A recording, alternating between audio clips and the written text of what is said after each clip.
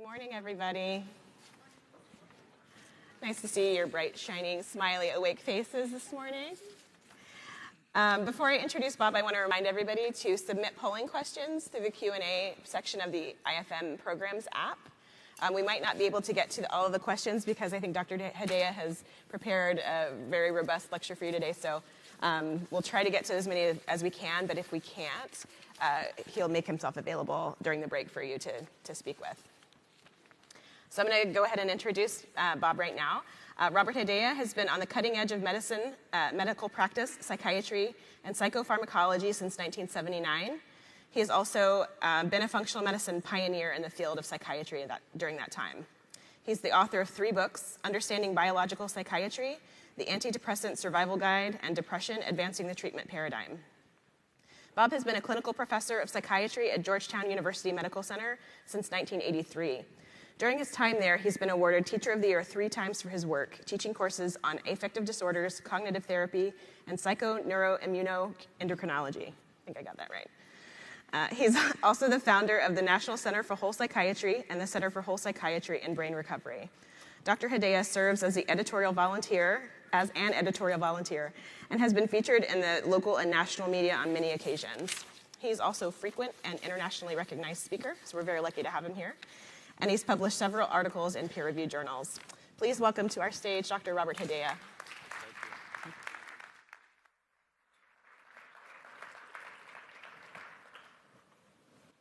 Okay, can you hear me? Oh, that's good, okay. Well, I like to start my talks with a joke, so I came up with one this morning. I hope you like it. There are 3 archaeologists in a room. First one says he's bragging about how they have been digging deep, and he says, we dug 100 feet down and we found copper wires. 100 feet down into the past. Second one says, we dug 200 feet down. We found fiber optic. Third one says, we dug 300 feet down. We saw nothing. They said, so what's so great about that? He said, we had wireless. It's a little bit, I was thinking about this joke, and I was thinking it's a little bit like PTSD, because we're kind of entering into that 3rd layer now. What I hope to convey to you is that PTSD has to be treated in 3 steps. The first step is alleviating symptoms. Second step is fixing the terrain. And the third step is rewiring the brain, because PTSD in a significant measure is about disturbances of information flow and connectivity in the brain, but it really goes way beyond that.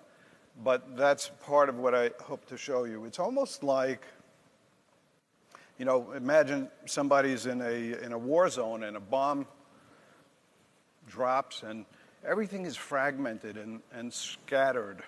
That's almost like what happens to the brain in PTSD.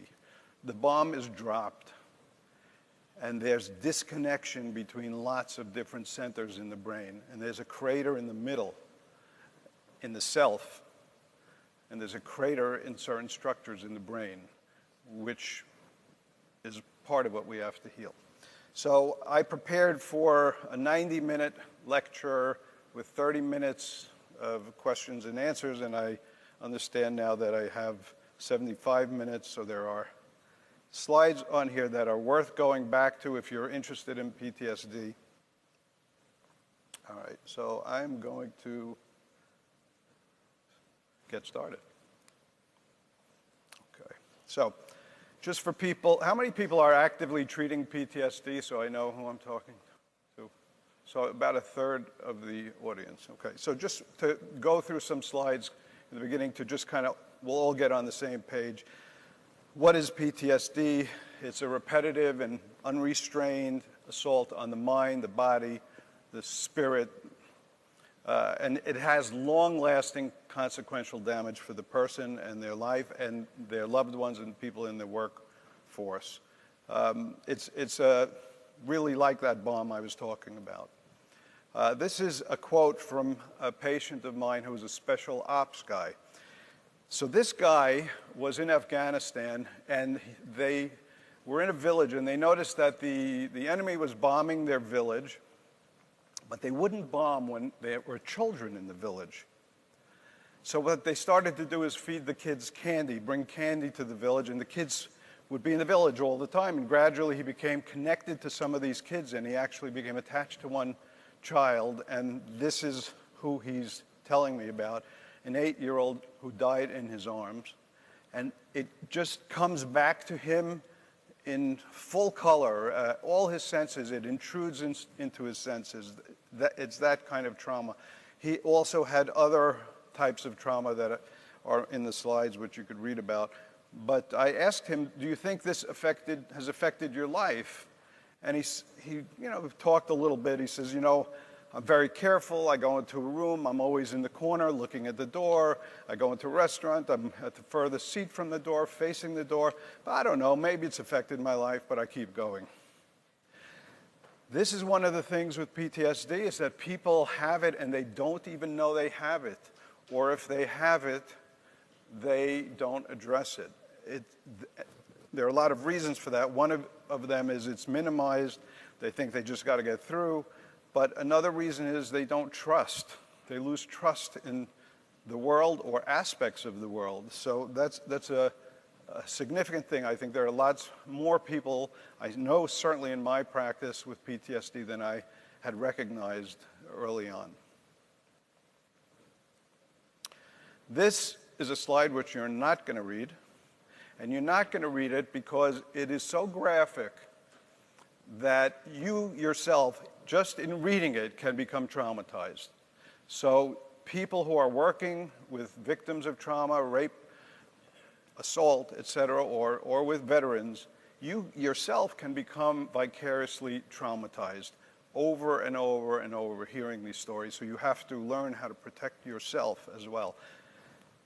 So the criteria for PTSD are on this slide: duration of 1 month. You have to have exposure, intrusion, avoidance, arousal, and mood and cognitive changes. This is a paper you can look up, the Canadian Clinical Practice Guidelines on Anxiety, PTSD, and OCD, and there are linkages between these things.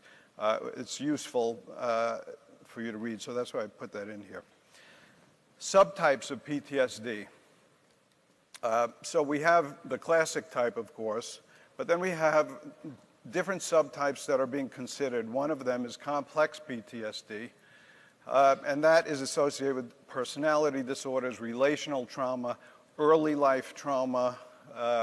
We have delayed PTSD, which I'll give you a case of that. We have dissociative situations. So in typical PTSD, we have hyperarousal, right? But in a dissociative PTSD, we have numbing, diffuse numbing.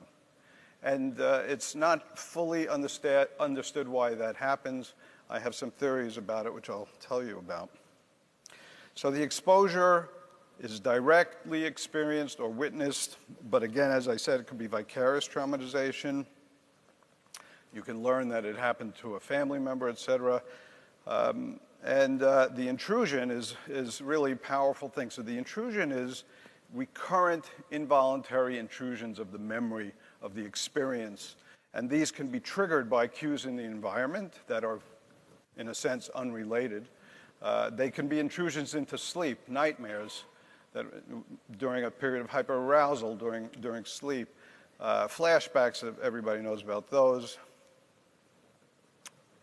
Whenever possible, the person wants to avoid these intrusions and this hyperarousal.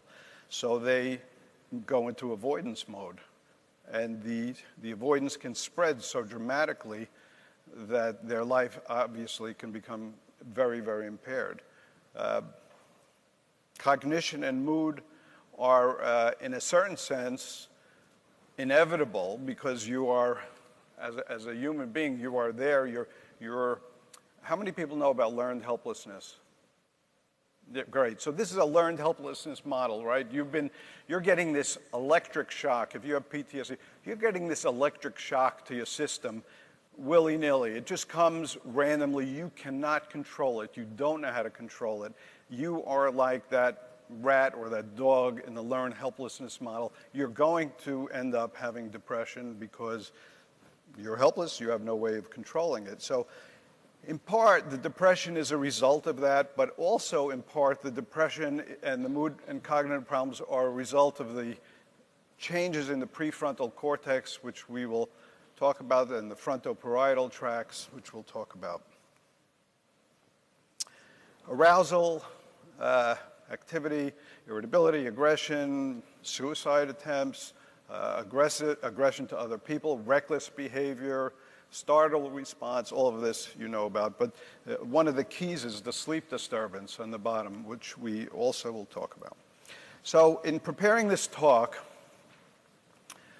I tried to condense the theory into a slide that would give you an overview. So I'm going to go through this slide, and then I'm going to tell you how I would change it, because I actually, after I had to submit these 2 months ago, I said, you know what? I think there's a better way. So here you go, old data, fake news right here. So first of all, you have vulnerability. So what are the vulnerability factors? Well, here I listed kind of 3 categories, but there's more. Prenatal stress, maybe transgenerational, genetic vulnerabilities. There are a few genes we'll talk about. Early trauma, relational problems, bullying, how you bond with people. But also traumatic brain injury, right? Immune dysfunction, dysregulation. So there are a number of vulnerabilities. Okay. Then you've got the, actually a pre-morbid experience of depression would also be a vulnerability, right? Because that affects the prefrontal cortex, et cetera. So then you have your trauma, and now you get into a loop. With the trauma, you get obviously a sympathetic surge, but in general, once you're into the PTSD realm, you will have sympathetic dominance. That involves nightmares and panic, et cetera, hyperarousal, the autonomic nervous system, the locus coeruleus, which controls the locus coeruleus, if you don't know, is a little pea-sized area in the midbrain that has all the neuroepinephrine cell bodies for the entire brain. They all start there, and that's fed by the solitary nucleus and the raphe nucleus, the serotonergic inputs that keep a constant tone in the locus coeruleus. But when you have overexpression of the serotonergic inputs or various other inputs, you can have kind of a kindling of the locus coeruleus. You could have spontaneous panic attacks, et cetera. So anyway, you're in a sympathetic dominance. From there, we have amygdala gets activated. The prefrontal cortex becomes deactivated. So the limbic brain, this is a kind of general concept that's really worthwhile understanding. The limbic brain and the prefrontal cortex, your thinking, planning, judging, assessing brain, are in a seesaw balance, right? So when the amygdala and the limbic brain get activated or overactivated, the prefrontal cortex actually becomes deactivated. So you can't really think too well, right? So you have cognitive problems. You'll experience it as anxiety and agitation. If the prefrontal cortex area is strengthened enough, then the limbic is inhibited. It's really a seesaw. It's more complex than that, but it is actually that way. It's a reciprocal inhibition. So we have limbic activity, and then that, all of this encodes the memory, which involves glucocorticoids, serotonin, obviously lots and lots of factors. I just mentioned a couple of things here. And then we have downstream effects on the immune system, the gastrointestinal system, the microbiome, the mitochondria affected by stress, and the HPA axis gets activated immediately, and you have rumination and intrusion and helplessness and depression. And then all of this is really a cycle because for example, the immune, which I am listing here as the fourth item, can actually precede the first item, right? So it's very hard to put this systems type of thing into a graphic. But that's kind of what I did. It looked pretty good until I realized that there was a better way of looking at it. This is all true, but there is, I think, a better way of looking at it. So I'm going to tell you that when the slide comes up. You have to stay awake. So these are 5 cases. We'll discuss a little bit, some of them today, but these are the different phases of PTSD, and I think it's worth looking at because, of course, we know with veterans, we have a good sense of what that looks like, but one case I'm going to spend some time on is Pam, there on the right. Pam is somebody who I treated and only realized substantially into the treatment that it was PTSD. Darren is the guy I talked to you about. Paul is a 58-year-old guy who was wrongly convicted of white-collar crime, then exonerated, but he was suffering with PTSD. And then I'll talk about Joan as well. So the prevalence, lifetime prevalence, 6 to 9%, 1.3 to 12.2, it varies. That's kind of in the US and Canada. Interestingly, the prevalence in war veterans in the United States is about 23%. That's like 1 out of every 4 vets has PTSD. In Israel, actually, the incidence is much lower. And, obviously, they're under constant threat, and there is a question about why that is. I think it has to do with bonding within the society. I think the vulnerability is fundamentally a cultural vulnerability that we have because in our society, families have broken down, communities have broken down. Obviously, the quality of the food, et cetera, is not what it should be. There are a lot of factors that we're a soup that we're all sitting in that make us vulnerable if we have other factors. More frequent in women, onset in the mid to late 20s. There are actually a lot of vulnerability factors. If you don't treat it, supposedly it kind of burns out after 5 years, and if you treat it, 3 years. I'm not so sure that that's the case, but that's what they're putting in the literature. So what increases the risk? Really, it's people who are inherently, because of their genetics, their family, their community, the culture, they're vulnerable for all these reasons. So this is a list of people, then included in that is people with TBI, parental PTSD, parental depression, substance abuse, but also you see here socioeconomic status, minority groups, etc. Now, the effect of war on PTSD is it's almost a different animal. And why do I say that? This is a study where they did a transcriptome analysis of the genetics of soldiers who went to war, and they saw, I don't know if this is not showing properly, but basically 71% of the genes showed significant changes in their expression pre versus post deployment. 71% of the person's genes are affected by that. That's massive. These genes had to do with BDNF and some serotonergic functions and immune functions. But 71% of the genes, that's a massive effect. Okay, prognosis. Some people say more than one third never recover. I would say it's higher. I would say, and I actually found statistics, which I'll show you later, that indicate that maybe 2/3 don't recover. But the problem is actually worse because the disorders that we deal with, many of them are comorbid with PTSD. So this is a review of 64 studies of comorbidities that are associated with PTSD. And you can see here, I mean, it's quite striking. Inflammation, 16 studies, all consistent.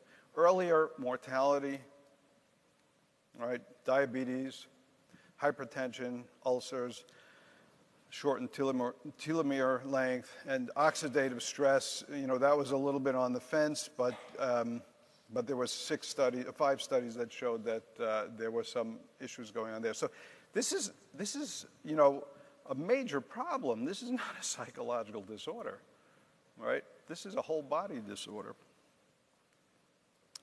This is one of the things that is kind of disturbing, because PTSD puts people at a higher risk for dementia.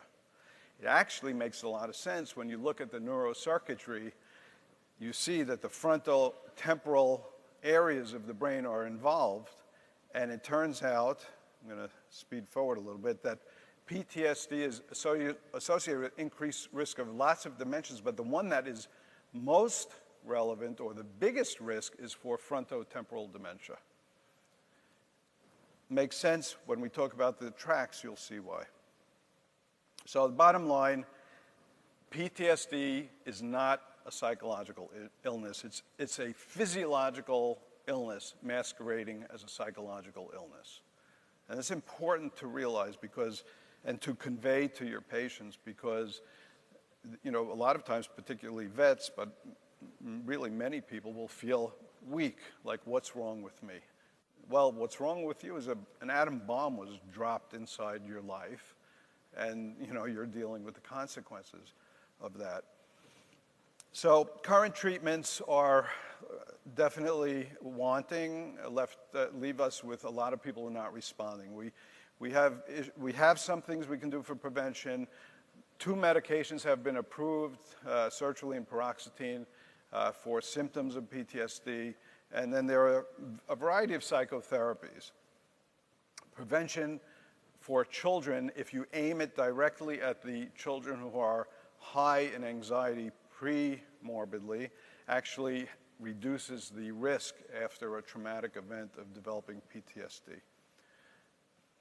Now, one of the main things that helps prevent and also ameliorate PTSD is social connectivity.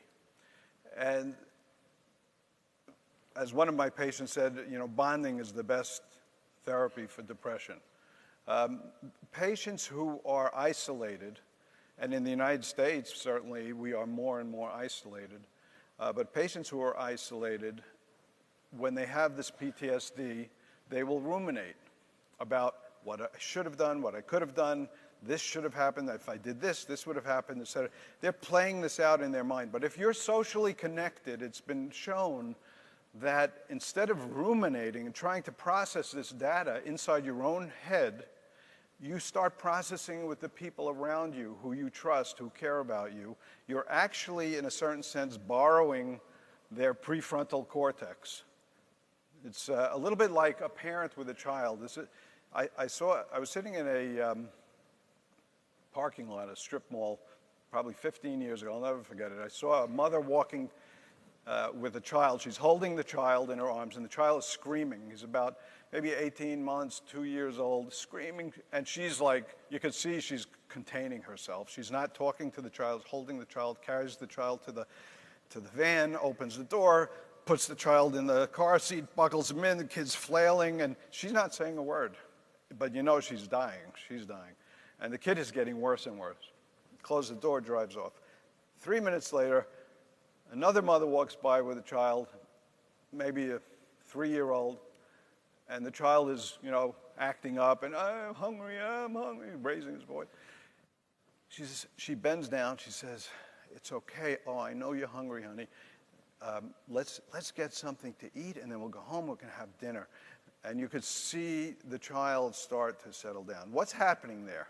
What's happening there is that, you know, there's a circuit going on between the prefrontal cortex of the mother, the limbic brain of the child, and she's lending her prefrontal cortex to the child and gradually teaching the child, because this happens multiple times in the child's life, she's gradually changing the circuitry within the child, training the limbic brain of the child to regulate itself. That's the kind of bonding that gives you resilience, right? That's the kind of bonding. So if you have that ability to bond and to have that kind of connectivity and do the self-regulation, then you're in a more resilient position.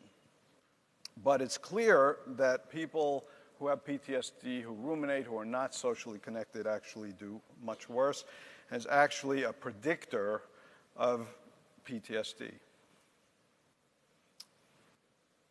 Okay, this is a study that showed that 2/3 of people after treatment remain diagnosable as having PTSD. So, okay. So we obviously need more treatment. So what we're going to do now is we're going to walk through the, I'll just mention to you, my timer is not working. So you're going to have to let me know, well, otherwise we might be here till noon. Okay. So we're going to talk about the antecedents, triggers, and mediators of PTSD. So let's talk about antecedents. So the subjective antecedents would be interpersonal trauma, emotional, physical, sexual abuse, bullying, et cetera. Physical injury, disturbed parent-child bonding. I told you about that already. These are slides just that the main point of these slides are, many people are talking about, oh, I have MTHFR SNP, so therefore I have this or that. I'm going to get calls from patients all the time, Oh, I have MTHFR. Is that why my daughter is paranoid? It's so much more complex. And so the point is different genetics offset. You can have SNPs in lots of things, but it can be offset by other genetics. Methylation, protein folding, et cetera. Genetically, the vulnerability factors that have been identified, the strongest ones are in that top line, the HPA axis. Now, the HPA axis is something I really want you to get zeroed in on for treatment of PTSD. So we've got 3 genes, particularly the first 2, the FKBP5 and NR3C1. There's really good data on these. Just keep those in mind, okay? This FKBP5 is a chaperone to the NR3C1 and a chaperone for the glucocorticoid receptor. And so they work together, the FKBP5 and NR3C1. If you measure these in people, which I do as part of the evaluation of the HPA axis, you'll see vulnerability factors. I'm going to show you that in a particular case. But these have a massive effect throughout the body because, as you know, corticosteroid signaling affects a large portion of our genes. So these guys are almost like a grand central station for stress response. This is a paper on suicide and suicidal behavior, and one of the things they talk about in this paper, and actually we're going to have I guess we're going to have a webinar on suicide at some point this year. This paper spends some time talking about methylation status, in particular overmethylation. So overmethylation being high levels of SAMe, SAMe being the universal methyl donor, and what that does. At least this is the theory. We know methylation generally, for the most part, but not always, silences genes. So if you're over-methylated, you have reduced expression of the glucocorticoid receptors. A lot of consequences to that, among them increased inflammation, but decreased signaling in the glucocorticoid pathways, decreased resilience to stress, increased agitation, and perhaps suicidal risk. So this paper's fabulous paper. This is the special ops guys methylation panel. So you could see, yes, do I have a pointer? No. Okay, so this is a little tough to see. So look, you see at the top, well, let's start. You see methionine in that black box there? Okay. right?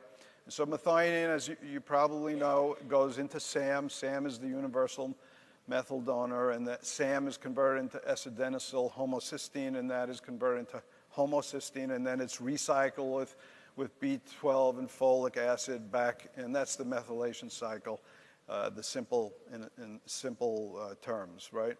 So this guy, his methionine was quite high. You could see that on the top line on the upper right side of that colorful area of the graph.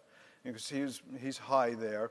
And you can see, if you go down to the third line, you see the SAM is all the way to the left, right? Actually it's backwards, right? It's to your right. It's going down very low. And that means his SAM levels are quite low. And then you go down to the fourth line in that upper area, and you see how his S-adenosyl homocysteine is quite high. What's going on here? This guy's got a bottleneck in his methylation cycle.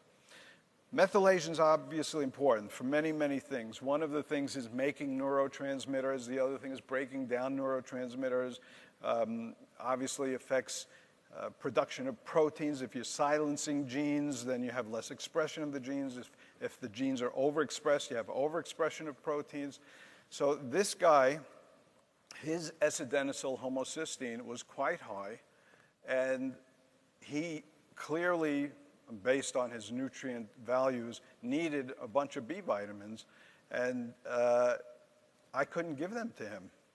I had to correct the high SAH, because when I tried to give him just a little bit of the B vitamins, he became agitated. Tiny doses, he became agitated.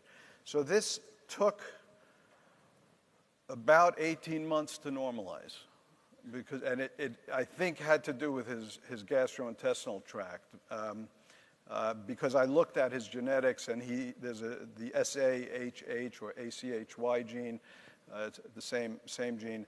I thought he for sure would have a SNP there, and that was the cause of the bottleneck, but he didn't. So that was his situation. So that's pretty extreme, and this was a guy who was in an extreme situation. That's the kind of things you can see. So this kind of brings up the question of epigenetics, right? How relevant are epigenetics? If your grandparent or great-grandparent was in the Holocaust or the potato famine or whatever, does this really change your experience, really? In animals, we know that it does, but it has not been proven in humans. It is not proven. Rachel Yehuda, this is a quote from Rachel Yehuda. She's really certainly one of the premier researchers in PTSD. And she says that the studies have not yet demonstrated in humans that trauma is heritable through epigenetic mechanisms. Logic says it probably is because we see it in animals, but it is not proven.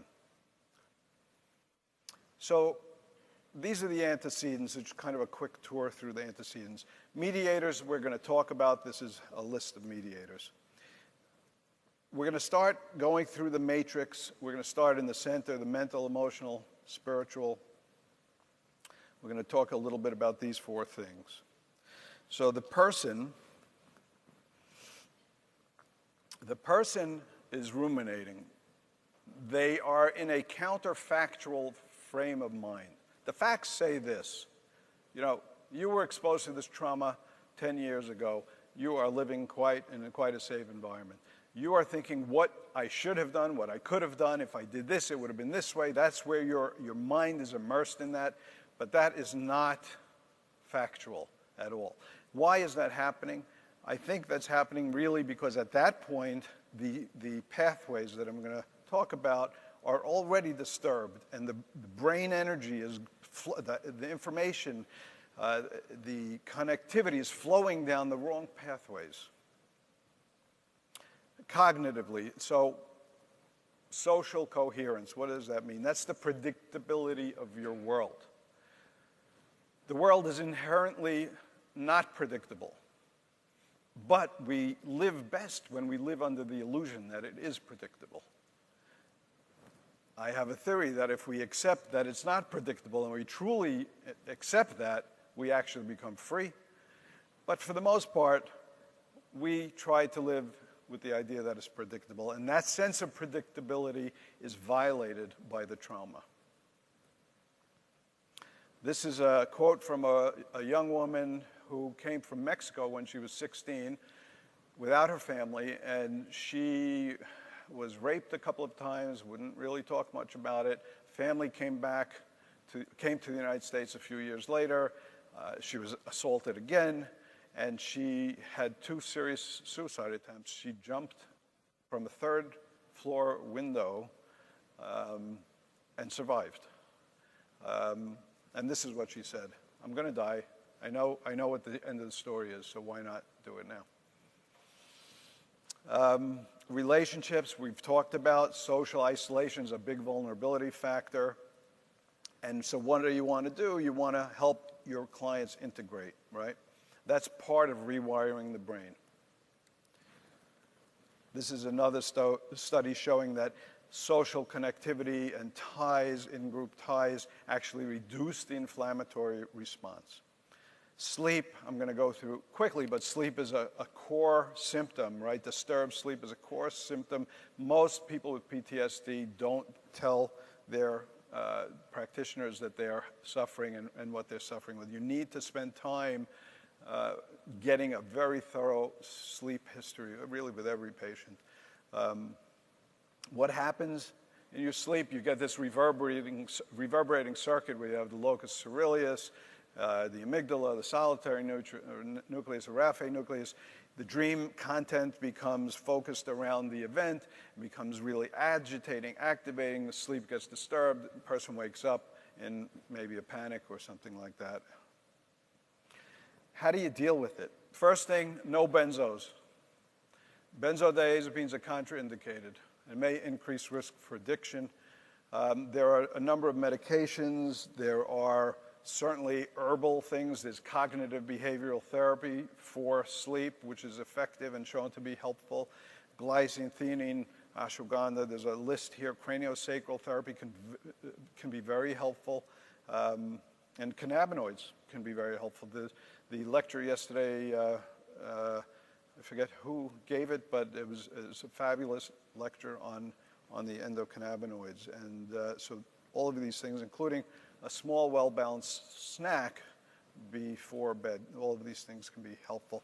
CBT has shown itself to be effective and can be used. It's a time-limited treatment, and it's very helpful in reducing the magnitude of the sleep problems. Okay, brain network. So we're moving around here quickly. Okay. So what happens? We have network dysregulation and remodeling.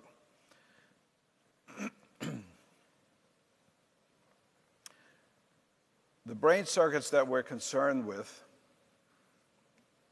fall into a number of categories. So we'll go through these different areas for a little bit. The prefrontal cortex we talked about, that is linking to the amygdala. It obviously links to many different areas, but it's pretty clear there are subcategories of the prefrontal cortex, like the ventromedial prefrontal cortex is involved in the dorsal mode, the default mode network, which we're going to talk about. The dorsolateral prefrontal cortex is really involved in executive function. So there are subcategories. But this is talking a little bit, this slide, about that seesaw balance I was talking to you about, okay? The amygdala is, no matter how you slice it, that's where the crater is.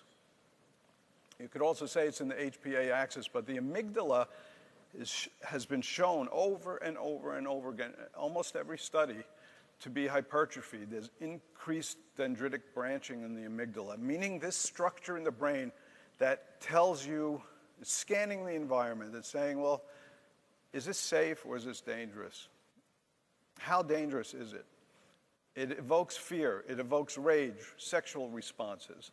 That structure is overactive. It's online. It's working 24/7. So the amygdala is a big center in the salience network. The salience network also has the anterior cingulate gyrus, which is kind of in the front here, and the insula, parts of the insula are monitoring also what's salient in your body. So part of the insula is monitoring your viscera and your GI tract. So you might have symptoms in your gut, and you go, oh my gosh. You know, I have a patient, for example, who I think, in a certain sense, has a PTSD from medical experiences, not induced by a physician, but you know, being really ill. She was at her parents' house in Arizona. She got some kind of infection, and she couldn't return home out of fear for 2 months, and her practice went down, and it was a traumatic event. Now she's scanning her body. Her insula is scanning her body and saying, oh, is this a sign of something terrible? It's just like the vet in the room who's scanning the room for danger signals.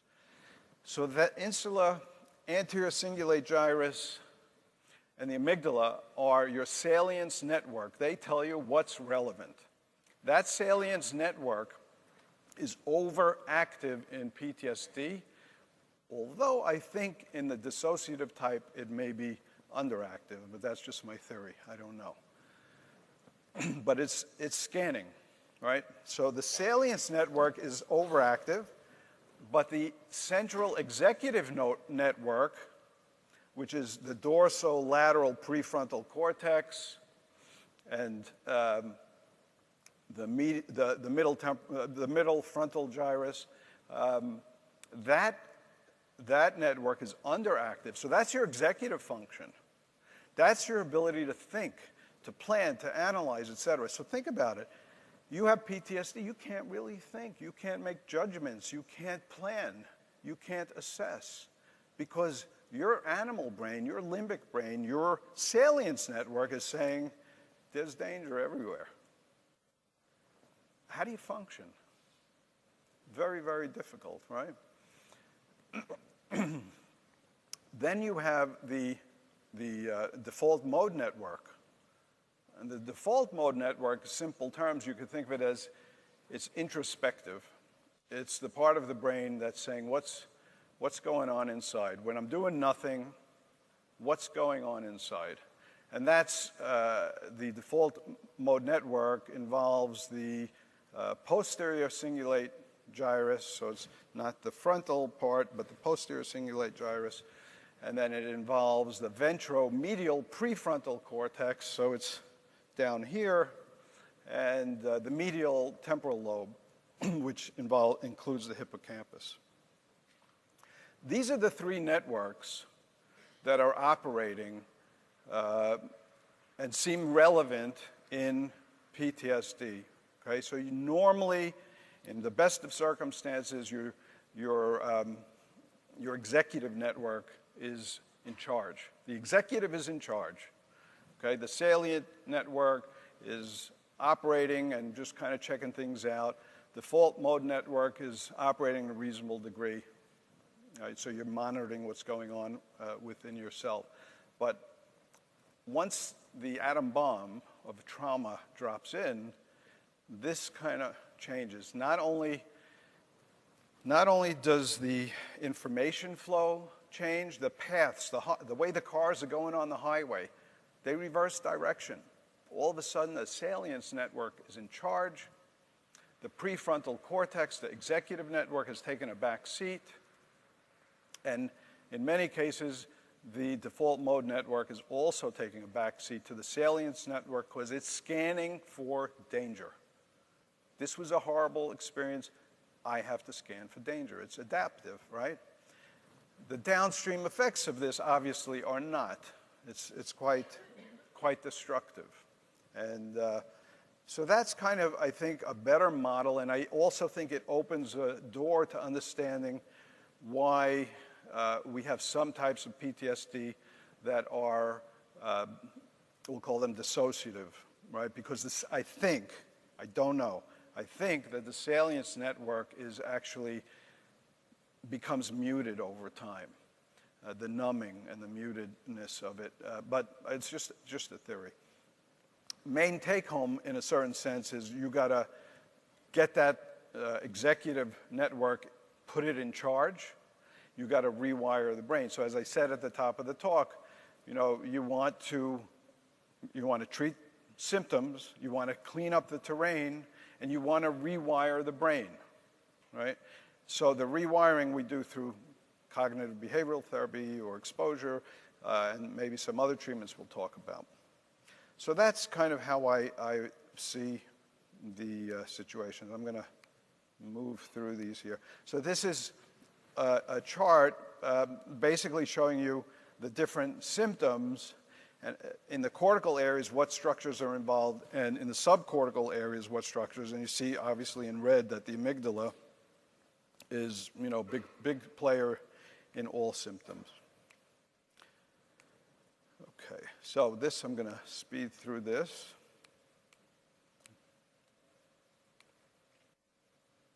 It's too bad this is animated. Okay. The brain is remodeled. I think you understand that. It's remodeled under stress. Lots of things, estrogens are involved in that, BDNF production is involved in that, CRH, endocannabinoids, et cetera. These things are all involved. It's a massive restructuring because the brain is trying to adapt what it thinks is a dangerous situation. So there's danger now. Let's adapt. Everything has to be changed, right? When it comes to the therapies that you do, particularly exposure, exposure and response prevention, the most important thing is you get the client's buy-in. If you are putting someone in an exposure situation, it could be the smallest exposure. If they don't have the buy-in and they are not determined to master their problem, then they become, it's re-traumatization because it's not under their control, right? So what you have to do is you have to teach really well the appropriate mindfulness techniques or relaxation techniques. They need some way of terminating the stimulus that they're going to be exposed to and terminating their response to that stimulus. So it's must absolutely 100% be sure that the patient has bought into this approach. Okay, you cannot cajole them into this. Okay, now we're going to move into the communication. This lecture may be traumatic, right? We're covering like so much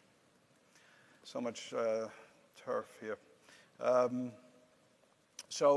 The genetics we're going to talk about. I'll show you some examples, but the essential idea is that the HPA axis fails to respond appropriately at the time of the stress because of either previous experiences or genetic vulnerability in these particular genes, probably. Dealing with the HPA axis is critical. It's a pillar of treatment. It's not the only part of the treatment. It is a core part of the treatment. You must assess the HPA axis. This you probably have dreams or nightmares about. You've probably seen this 100 times.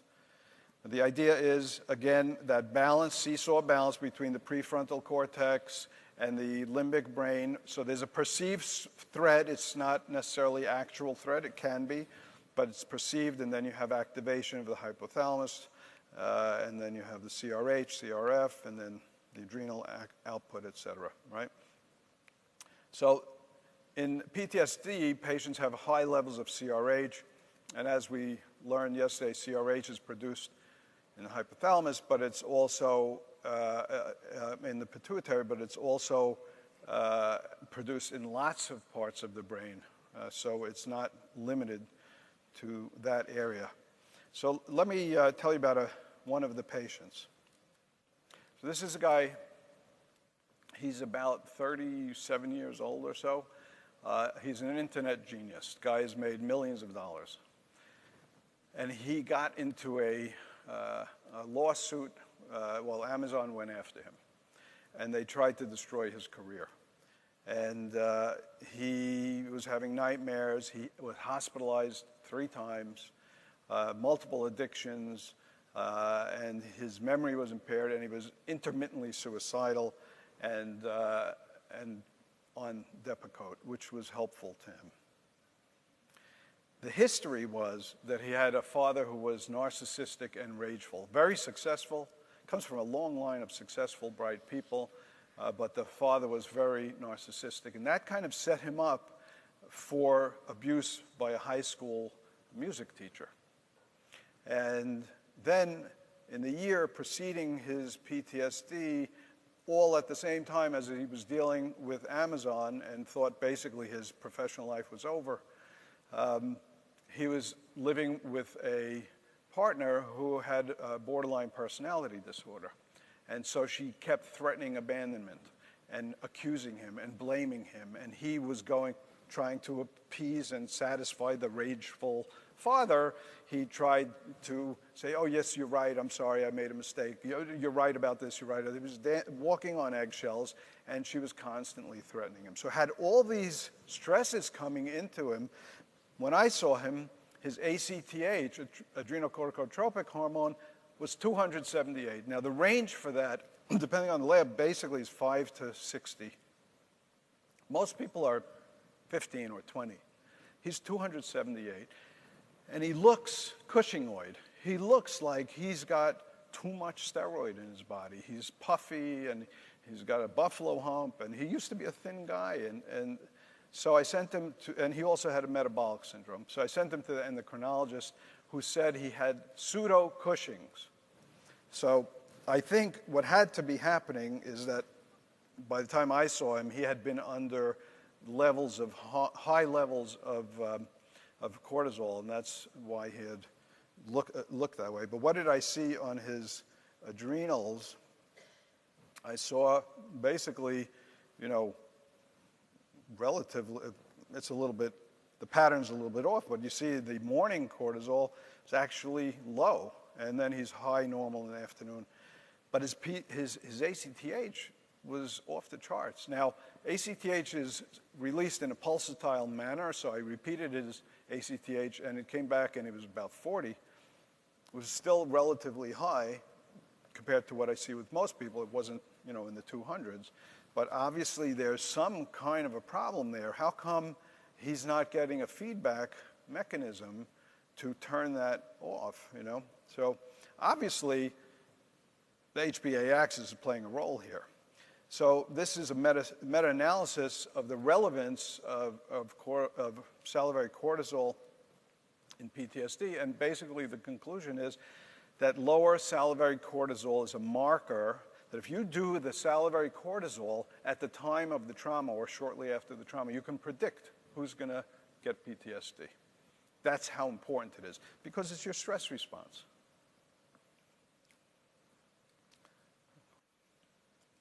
So it's also associated with increased risk of non-remission. So one of the things that I have found most helpful is dealing with the adrenals using cortisol. This is a study on, basically they use artificial intelligence to determine whether in fact cortisol levels could be relevant to PTSD and whether they could predict PTSD, and they found actually that it was an accurate and predictive signal. So that tells you, okay, this needs attention. Endocannabinoid system, I'm not going to spend too much time. Were all of you at that lecture yesterday? There were 2 lectures on endocannabinoids, so they did a great job on that. So it's basically the cannabinoid 1 receptor that's in the brain. So endocannabinoids, I think one of the most important things is that, where the complexity of the system is astounding, and the changes in the endocannabinoids in normal physiological day-to-day functioning are subtle, right? There's a lot of control over it. So when somebody takes high doses, say smoking a joint, or high doses of cannabidiol or something like that, you have to realize that you could be overshooting the mark. Okay, so I would say generally lean towards the lowest effective dose. Most patients really who use cannabinoids or THC or pod or whatever it is, they really talk about it as self-medication because it's actually quite effective.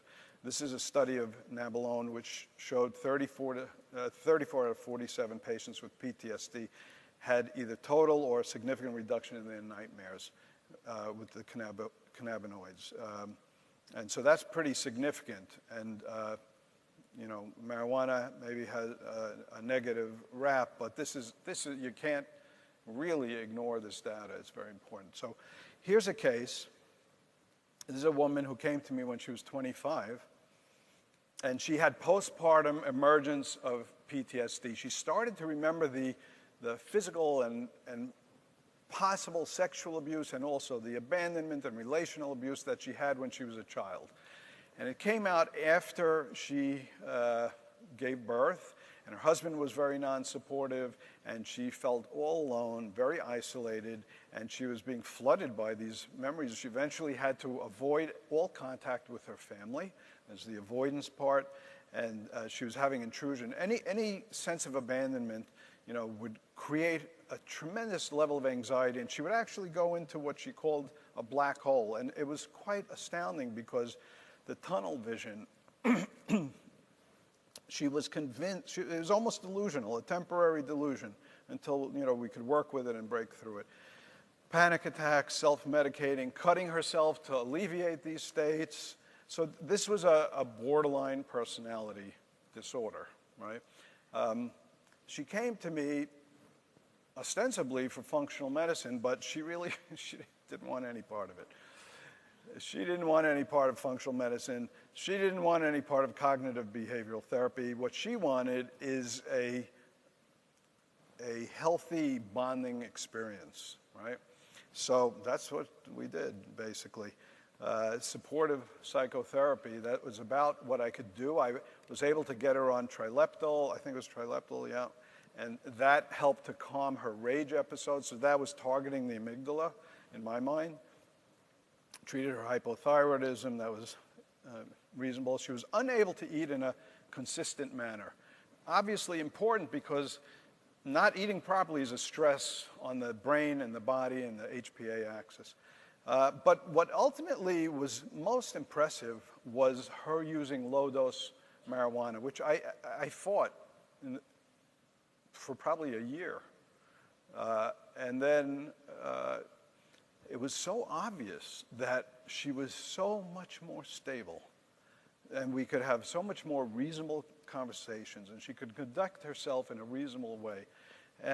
It was quite astounding, and I would say out of all of the interventions, at least any medical interventions, that was most astounding. So I think what I do now is I check the genetics of the cannabinoid systems, the endocannabinoids, and see, do I think there might be use for cannabinoids in this person? And I just started doing that a couple of months ago, and actually recommended cannabinoids for someone based on their genetics, and it worked. Now, maybe that's a fluke. That's just an N of 1. But I think it might be a promising direction to look at that. For some people, the endocannabinoids have a significant effect suppressing immune function, so you have to watch out for that. I'm just going to mention thyroid because thyroid is obviously critical. The target that you want for the TSH is the height would be 1.4. The mean TSH in the United States in healthy populations 1.4. If you're dealing with someone with neuropsychiatric issues of any type, you need to make sure that's optimized. And also, you might start looking at the deiodinase enzymes. There are 3 families that control how much T4 is converted into T3 in the brain, which we have no way of measuring unless we stick a needle through the temple, and probably not a good idea. Nobody's laughing, so maybe you think it's a good idea.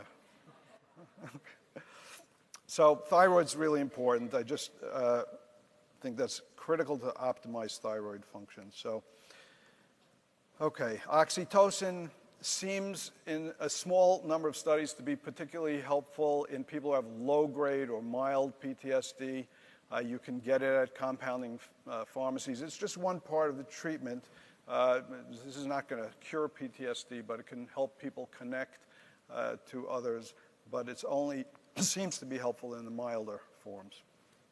If you wanted to measure whole body neurotransmitters, not brain neurotransmitters in the urine, you'll find significantly higher norepinephrine levels according to the studies in people with PTSD, which of course makes some sense, right? Methylation we talked about here. Okay, this is Darren, this is the guy, the special ops guy, and this is where he was. You see the yellow dots are the improvement. This was at about 9 months to a year. So it's significant, but he's still almost on the outlier, an outlier within, you see that's the 16th percentile there on your right in that graph. GABA. GABA, again, in the communication part of the matrix, it's not clear what's happening with GABA signaling. There are differing reports, but these are the things that seem to be clear, that there's reduced binding to benzodiazepine receptors in SPECT studies, reduced binding in the cortex, the hippocampus and thalamus, according to the PET studies, according to other SPECT studies, no abnormalities, but a meta-analysis shows that benzos are contraindicated in PTSD. And that's really intuitively, for me, I'm a psychopharmacologist, that would be the first thing I would think of, but it's probably not a good idea. This is something you can look at later, but its basic message here is the interaction of these signaling molecules. You see the glucocorticoid receptors, mineralocorticoid receptors, cannabinoid receptors, glutamate, NMDA, AMPA, et cetera. All right, let's talk a little bit about mitochondria. So bottom line is we don't have great evidence in humans that the mitochondria are affected by PTSD, but the logic is really compelling. So these are 5 facts. Energy is needed to sustain cellular organ responses to stress. That's a fact. Glucocorticoids and other hormones like pregnenolone produced and metabolized in the mitochondria. It's a fact. We know mitochondria respond to stress mediators. And we also know that in animals, manipulation of mitochondrial function actually alters behavioral responses to stress. And finally, the neural circuits involved in PTSD have to be, affected because the mitochondria was driving everything, right? So chronic stress leads to decreased mitochondrial energy production and morphology. That's a fact.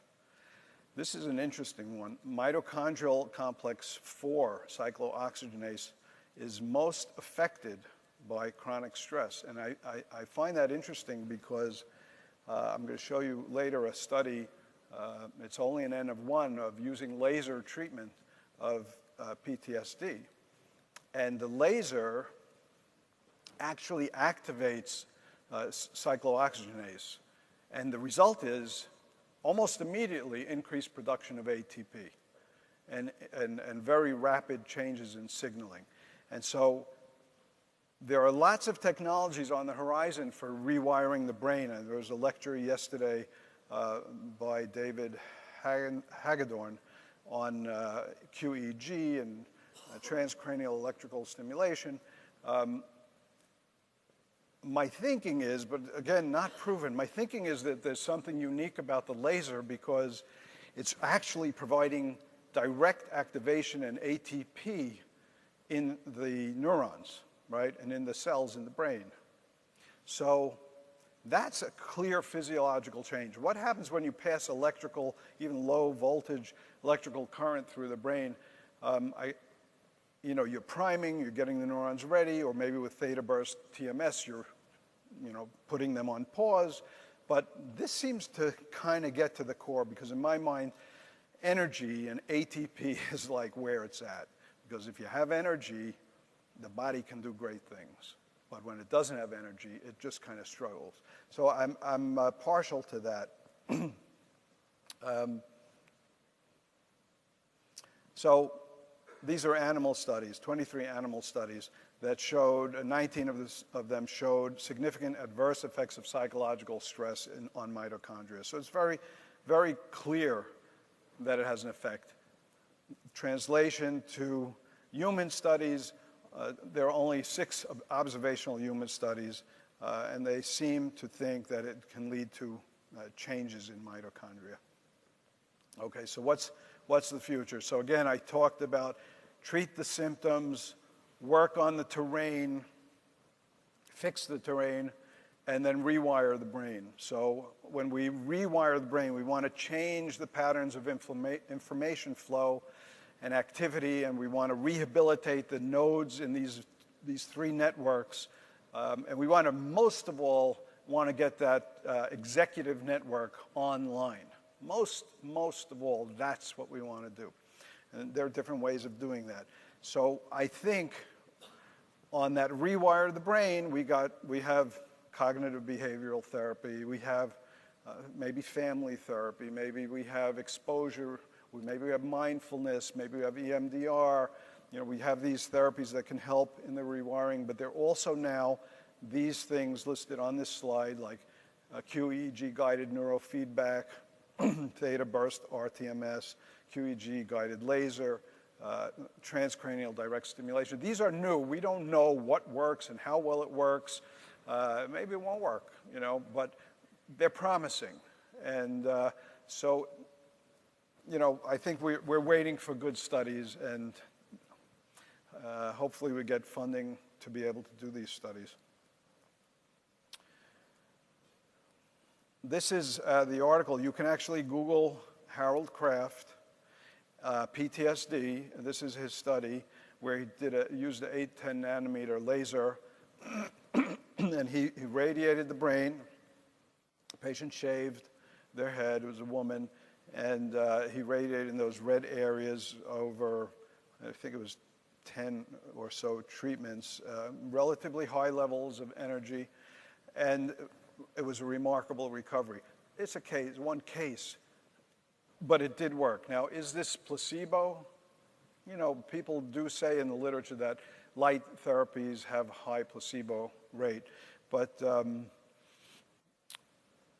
there is data that actually shows I have data that shows objective changes in QEEG after 20 sessions, pre and post. In fact, this is one of the reasons I like the laser, is that I have a woman with mild cognitive impairment who I treated, and her QEEG after 20 sessions was improved, and then we stopped the treatment. She was actually normalized. Now, we did the functional medicine thing, but then she had the QEEG, and it was still abnormal. We did 20 treatments of laser, and then we repeated that QEEG after 20, and it was essentially a normal brain. There were still some things, but essentially normal. Then we stopped the treatment, and we repeated it in a month, expecting to see a relapse. But we didn't see a relapse. We actually saw improvement. Why? Because the brain, this is my theory, the brain got the energy, the mitochondrial working. It had the ATP to do all the functions that the nerve cells needed to do and the glial cells need to do, so that the repair continued. So in my mind, I'm partial to laser, but I could be wrong. I could be wrong. There's a small number of cases, but it's just a way of thinking about this. There are clear effects of PTSD on the cardiovascular system, changes in cardiac output and metabolic syndrome I mentioned. I'm not going to spend too much time on these things. And then we come to defense and repair. So I have a case of a woman who grew up, again, with a highly successful family, a narcissistic father, but there are plenty of those around. And she was going through life great. I mean, Harvard graduate, high functioning, relationships were going well. And then over the years, she accumulated a number of immune insults, you know, Lyme, mold, these kind of things. And then after that, what emerged was PTSD around her relationship with her father. She can't even talk to him now. So actually, the immune dysfunction laid the groundwork for her PTSD. I'm not saying that does happen with everybody, but it seems to be one path to the problem. So this is one of my favorite slides. And the main thing on this is if you see tryptophan up there, so you may know this, but I'll say it anyway. So tryptophan normally, it goes down both these pathways, and a lot of it will go down the red pathway normally. But when you have inflammation in the body, gut, wherever it's coming from, mold, Lyme, whatever it is, this 2,3-indole dioxygenase is activated, so you get more production down that red pathway, you get more quinolinic acid, and then what you end up having is a lot of glutamate. The astroglia fail to be able to clear the glutamate out of the synapse, and you have excessive NMDA activation. So that's, in high levels, excitotoxic. Obviously, your GABA glutamate balance is off, and you're more likely to have anxiety. But the other thing that happens is that you're not getting as much of the tryptophan going down the 5-HTP serotonin, melatonin pathway, so now you have the deficiency of serotonin, melatonin, right, because you're not producing it. The other thing happens with inflammation is the immune system needs zinc to function. The brain is the organ that usually contains most zinc, unless you're an adolescent. It's going into your bones. But that zinc is taken from the brain in part, and so now you don't have enough zinc. Zinc is necessary for the proper conformation of the 5-HT1A receptors, the serotonin 1A receptors. They don't have the proper shape if they don't have enough zinc. So now your serotonergic neurotransmission is compromised in terms of its efficiency that way. So you have less serotonin, less efficient communication. And finally, if you are inflamed, you might have undermethylation. Undermethylation means that the genetics may be overexpressed, in particular, the serotonin transporter. The reuptake pump may be overexpressed. And if it's overexpressed, that means it's clearing serotonin out of that synapse too quickly because there's too many of these pumps. Now, another reason for less serotonin. What happens with less serotonin? Anxiety, impulsivity, obsessiveness, all the anxiety disorders. So this is a very important pathway, and it's triggered, and there are lots of other ramifications to this, but it's triggered in inflammation. That's why we have to look at inflammation. And that's why your job when you're dealing with someone with PTSD is to really find the source or sources of the inflammation. That's critical. You've got to do that. That also impacts the HPA axis, and if the HPA axis is already compromised, right, less cortisol, you even have more inflammation. So you can see this is like such a vicious cycle. Now, the other thing is if you have the FKBP5 or NR3C1, now you're not even transducing the glucocorticoid signal that you do have. So it's like it's a perfect storm, right? So this article says that there's evidence that PTSD is underpinned by the presence of systemic low-grade inflammatory state, and it may be the mechanism associated with the increased risk, as it was in this patient I just told you about who had the narcissistic father. Here's this chart again. So the inflammatory, obviously, is associated with the gut. It could be associated with the lungs. It could be associated with the HPA axis. This is all linked together, and it feeds all the way back into the person and their experience because they feel terrible. So not only in hyper-alert, hyper-arousal mode, or maybe disconnected from the world, but their body is inflamed. Everything is inflamed, and their nutrient levels go down, etc. GI disorder is quite common. Now I'm going to kind of go through this. There's a logic.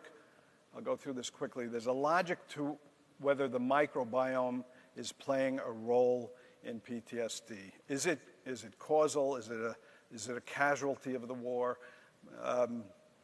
Could be both, but we don't actually have evidence. This slide shows that the measures of overall microbial diversity were similar among people with PTSD and traumatic exposed individuals who were controlled but didn't develop PTSD. Here they say there's decreased total abundance of actinobacteria, et cetera. I actually have seen in some of my patients that that's actually not true. So we need a lot more study on this.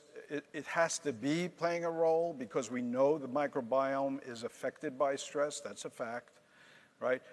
What is its exact role? That's yet to be dealt with. Now, this doesn't mean you ignore the microbiome because it's obviously it's in the gut. The gut is central. We have to deal with the microbiome. But this is about the idea of whether it is causal or we can, tease out exactly what's going on. We're not there yet, okay? So let's talk a little bit about nutrients.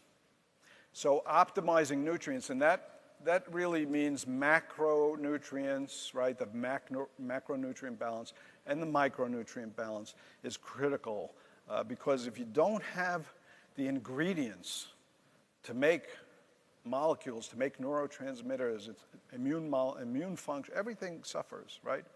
You can't make a Big Mac without the ingredients, right? So you can't make a neurotransmitter. You can't make the molecules you need, the hormones, without the proper ingredients. So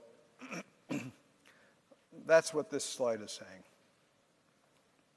And these are lists you can go through, but what I want to focus on a little bit is on zinc. And zinc is in an inverse balance with copper.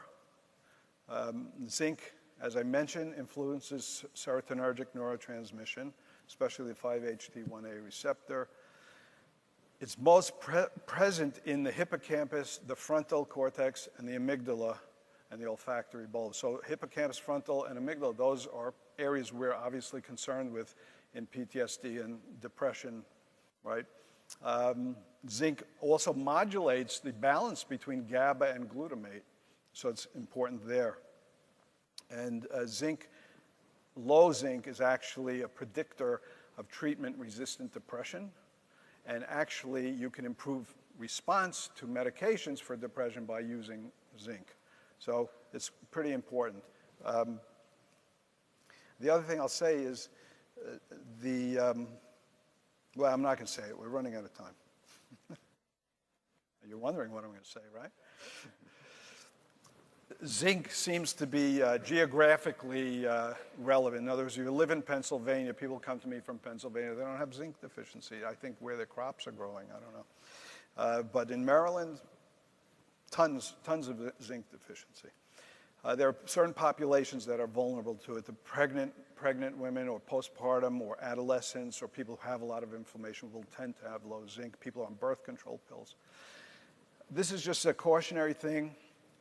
B6 in excessive doses can cause very vivid dreams. If you have someone who's already having nightmares, be alert to that because it'll happen. They'll take one dose one day and boom, that night they'll notice a change. Okay, this is something that is, say, debatable. My idea is this. I think you need to assess all areas of the person's life, all areas on the matrix. You need to know what's going on in all of those areas and then treat them in as fast a sequence as possible to get the fastest improvement. Now, that is a hard task. It requires a helper, but you get the best outcomes. I think, obviously, in some cases, that doesn't work, but that's my preferred mode. I know there are other people who will stand up here and say to you, just, do the next best thing and then see how it goes, and then do the next thing and see how it goes, and then you'll get great results. They're wrong. Okay. No, sorry. No, they're not wrong. It probably works in their hands, but that's just the way my mind works, and I feel that physiologically it makes sense. Because if you're trying to change the homeostatic balance of a system that is stuck in a loop, a reverberating loop, You have to intervene in as many places at once if you want the fastest response. And I think a fast response is critical in a lot of the things we treat. It's not critical if you're dealing with someone who has generalized anxiety for 10 years. You have time. But in PTSD, with the increased mortality and the increased comorbidity, and these circuits being, the groove in the record is getting deeper and deeper and deeper, you need to move fast. Just like you would want to in someone with mild cognitive impairment. You don't want to take one step, and then time is not your friend. That's my approach to it, and I think you should consider it. But it's taxing to you, the clinician. It's taxing to the patient, but it does get the quickest and best results. Okay. These are just about really reiterating a lot of what we're talking about. This is a little bit of a review of the psychotherapies. This is some lists of other psychotherapies. EMDR, something. It has some good evidence, not as good as cognitive behavioral therapy or exposure. Social ties we talked about. Actually, some of these were supposed to be hidden. Mindfulness, also useful. So this is a case that I wanted to spend some time with. So this woman came to me. This was in October of '99. And she was 40 years old, mother of 2. And she was complaining of depression for the previous 5 years since she moved to the Washington, D.C. area in 2012. That doesn't make sense. Anyway, 5 years before I saw her, she moved to Washington, D.C. Her motivation was low. She was suicidal. She was trapped. She had a bad marriage, anhedonic. Concentration was poor. She couldn't think. You might listen to these complaints and say, boy, there's some cognitive decline going on, and there is. Her prefrontal cortex is not really functioning. Her brain wasn't functioning. Couldn't comprehend new facts, unable to come up with new ideas. Intrusion, memories of her father, intense exhaustion around that. She'd have a memory of her father, and then she would get disturbed and upset, and then hyperarousal, and then exhausted. Trouble with sleep, and the exposure was father's rage. But I didn't actually put all this together until into the treatment several months. She had migraines, severe fatigue, et cetera. And she said this was a tip, right? By the way, my symptoms are much worse after my husband yells at me. I don't think I picked up on it, quickly enough. This was her history. You see asthma as a child, so some kind of inflammatory vulnerability. She wasn't eating too well. She had an ulcer. We talked about that kind of problem. Pneumonia in '97 and depression, as we said, PMS, migraine. And she was on lithium, Cerazone, which is a relative of trazodone, Effexor, and a synthetic birth control and occasional use of Imitrex. So my diagnosis was major depression, late onset. Got her off her birth control pills, decided to use bioidenticals if we needed to, reduce, that should say Cerazone, EPA, fish oil, gave her a gram, and put her in exposure therapy. What did exposure therapy mean for her? It meant going into couples therapy with her husband so that she could start to deal with, the terror that she experienced around his raising his voice. Worked up her thyroid, zinc, copper, et cetera, stool, et cetera. This is what we found. So in her gut, in the assimilation, we saw she had Klebsiella, Citrobacter, reduced short-chain fatty acids, and importantly, reduced pancreatic elastase. So she wasn't really able to absorb her nutrients effectively. Her fatty acids were imbalanced. She had secretory IgA was low, so there's some kind of immune dysfunction going on there, some food sensitivities. Migraine cleared with diet. She had some nutrient deficiencies. And you look at her TSH, and is 1.89. It's just a little bit up, but look at her free T3. It was 2.2. Okay, so that's subnormal, just a little bit under the normal range.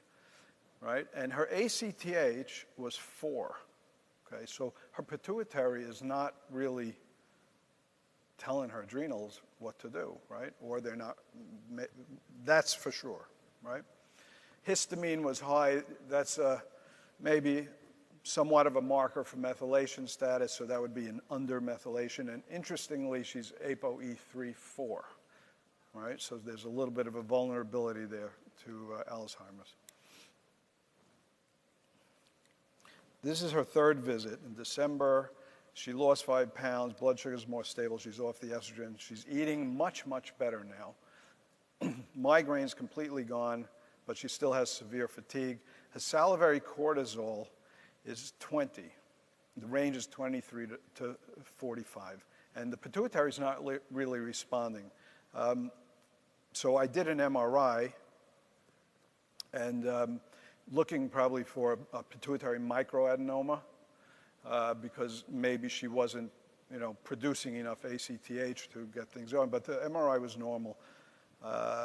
And her free T4 was low, TSH was high, but I couldn't treat that.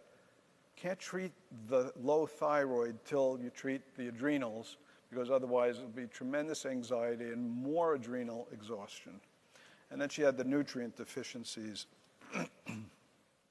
So I gave her some herbs and B5, pantothenic acid, vitamin C, some cordyceps, maybe, obviously controlling her eating, working and doing some maybe mindfulness meditation or heart math or things like that. You want to do that to get the adrenals back in shape. And we reduced her Effexor because she found it sedating, switched her to Remeron twice a day. Anyway, she came on the sixth session, and she's in a much better mood, but still having instability. And she couldn't tolerate any of the adrenal herbs, but she's the one who said bonding is the best antidepressant. So she's now reaching out. She's breaking the isolation, right? She's in the therapy with her husband, and she's starting to feel some hope, and she's starting to connect to people. So that's a sign that things are changing in the way her brain is functioning. And it's obviously a reciprocal type of thing. She says she's still walking on eggshells with her husband. She's exercising, and I decided to see how she's doing on her cortisol and thyroid. But in between, I interviewed her daughter and son, because I really want to know, is he really yelling, or is she hearing? Like, what's the reality? I know what her reality is, but what's really going on in the family? So the daughter says he gets an evil look on his face when he raises his voice. So, that was pretty convincing. The son was also pretty convinced, and he said the mother would get mad, the father would yell. He was quite worried about divorce. Based on this interview, I said, the husband needs some treatment. So I got the husband into treatment. Saw her in the 9th visit in May. She was in a slump. She said he's wearing her down. You can see the cortisol is still low, 24 to 42. DHEA is normal. At that point, I said, I'm going to put her on hydrocortisone. So hydrocortisone is a bioidentical compound. This is what your body makes, right? Your body makes 20 to 40 milligrams a day, and it releases it with the highest levels in the morning, and then the levels go down through the day. If you're interested, I strongly, strongly suggest you read a book by Jeffries called The Safe Uses of Cortisol. I wouldn't be without it. It's critical. The book is actually, you should buy it with your friends, because I think it's going for $270 because it's out of print now, but it's worth reading. I put her on the hydrocortisone, and she did so much better. And now she said everything's helping, but she now can tolerate his yelling, and she's able to handle that stress. Because I'm dealing with the HPA axis. Yes, it's maybe you would say aggressive, but what choice really did I have at this point? Anyway, she responded quite well. At that point, it became really, somewhere around there, I said, whoa, this is PTSD. Anyway, husband says she's more receptive. She was even warm with him, gave him a hug, and you know, things went along better. I'll move through this. Eventually, we tapered the Cortef, rechecked her adrenal axis, and her ACTH was still low, but she was doing okay. So, you know, we kept going with what we were doing. She was exercising, she's socializing. Now, I got a call from her son, who I treated after I treated her. So I treated him maybe 8, 10 years ago. He called me, must have been 2 months ago, because he wanted a copy of his records. I was like, wow, this is amazing. So, how's your mom doing? I want some follow-up. She's doing great. She retired. She opened a pottery shop. The husband is still working in the government. He does a lot of woodworking. He built some contraption and whatever. And the son, who actually started acting out as soon as the mother got better, the son started to act out, right? Because it's like whack-a-mole, right? What's going on in his family? Mother gets better? Okay, let's get the son acting out. But he did okay, and he called me around the time of the birth of his child. He had just had a child a day or two before. He wanted to know his genetic data so he could use that, you know, for his child. So it was really a beautiful follow-up. So this woman did great. Now, remember, she had ApoE4. She is vulnerable, and I'm more and more convinced that these early neuropsychiatric problems are actually harbingers of neurodegenerative disorder, that depression isn't just depression, that it's an early sign of some kind of a weakness in the system, a vulnerability. I don't even want to use the word weakness. Vulnerability in the system. It has to be taken that seriously because, and people need to be educated that, yes, okay, it's depression, you got better, but you have a vulnerability. The body takes a hit. We need to strengthen you, and you need to redesign your lifestyle going forward if you want to avoid, you know, neurodegenerative or other comorbidities that are associated with depression. I'll tell you this one. This is the guy who was falsely convicted of white-collar crime, had a $2.3 million fine. His ex-wife nailed him, and he had severe PTSD, lost his business, etc. Had all of these comorbidities. He had SIBO, IBS, infections, adrenal insufficiency, hypothyroid. He had intrusions, aortic insufficiency. You can see his ACTH, 59.4 at the upper limit of normal, and this was his cortisol. Right? This is what the literature is saying. This guy had this NR3C1 SNPs. He had a number of SNPs. You see that up there all the way on top. Let's see here. Here are his SNPs. So you see 2468, right? And so 50% of the genes that were tested for the NR3C1 were variants. So this guy, at a young age, probably had high cortisol, but over time, his adrenal axis couldn't really put out. And so now he's in a low cortisol state. And so, you know, helping him, you know, recover that adrenal function, whether it's through herbs, et cetera, or through hydrocortisone, or, you know, all the methodologies we're talking about here. You can't focus only on one gene because these are all the genes involved in corticosteroid synthesis, okay? I'm just putting it up there just to create anxiety.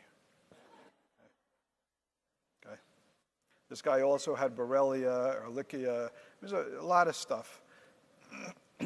We treated SIBO, et cetera, used trazodone, exercise. He couldn't tolerate melatonin, which was interesting. A craniosacral we did, et cetera. Navy beans helped him tremendously. Navy beans, because we did a study of his microbiome, and it looked like navy beans would be good, and they reduced his inflammation a lot. So NAC was helpful. There are some data on NAC and PTSD, but there's a lot of data on NAC, growing levels of data on NAC with OCD, substance use disorders, et cetera. It's a useful thing to consider with these patients. Here are some slides because I think I'm 5 minutes over now. that are worth going over about how to approach the HPA axis. This is critical, critical, critical. If you deal with PTSD, you have to do this, okay? You need to assess all levels, and you need to know exactly what you're dealing with, okay? Very, very important. You will increase your success rate. So that's all laid out here, and that's the last thing I have to say. Just take. Thank you, Dr. Hedaya. You're welcome. We don't have time for the Q&A, We don't. unfortunately, but there were some really, really great questions that came in, so if you are... You know, I'll stay around if you want to bring up some questions. That would be fine. great, if you don't mind.